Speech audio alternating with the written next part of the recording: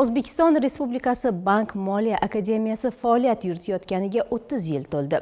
Shu munosabat bilan fintech va sun'iy intellekt davrida barqaror moliya, bank va moliya tizimlarining kelajagini o'zgartirish mavzusida xalqaro konferensiya o'tkazildi. Dastlab shu haqda.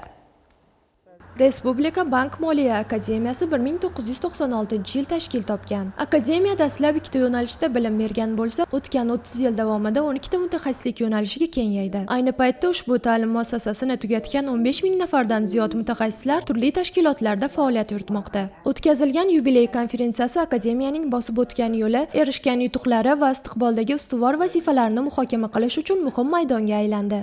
Mamlakatimiz xalqaro hamjamiyatga ochilib boryapti. Investorlar bilan biz ular tan oladigan standartlar asosida ishlaydigan tizimni demak yo'lga qo'yishimiz kerak edi. Turli hamkorlik kelishuvlarini imzoladikki, bundan maqsad demak xalqaro standartlarga javob beradigan malakali boshqaruv kadrlarini tayyorlasak, O'zbekistondagi islohotlarni demak borishi, transformatsion jarayonlari samarasi o'ylaymizki, albatta bo'ladi. Mazkur anjuman nafaqat erishilgan natijalarni sarhisob qilish, balki yangi strategik yo'nalishlarni belgilab olishga xizmat qildi. Konferensiya davomida ta'lim jarayoniga zamonaviy pedagogik texnologiyalarni joriy etish, talabalarning amaliy ko'nikmalarini kuchaytirish va ilmiy tadqiqotlar natijalarini bevosita bank moliya amaliyotiga integratsiya qilish masalalari muhokama qilindi. Anjumanda xalqaro ekspertlar tomonidan sohaning dolzarb masalalariga bag'ishlangan ma'ruzalar taqdim etildi.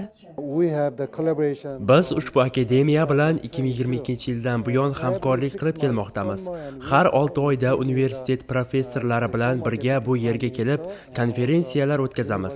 Maxsus ma'ruzalar qilamiz va dissertatsiya bo'yicha ilmiy rahbarlik qilamiz. Bundan tashqari magistratura talabalarini Koreyaga bir haftalik dasturga taklif qilamiz. U yerda ular maxsus ma'ruzalarda qatnashadi, sanoat obyektlariga tashrif buyuradi hamda madaniy dasturlarda ishtirok etadi. Tadbir doirasida Indoneziya universiteti, Rossiya Federatsiyasidagi Oliy iqtisodiyot maktabining hududiy kampusi va boshqa nufuzli tashkilotlar bilan o'zaro anglashuv memorandumlari va hamkorlik shartnomalari imzolandi.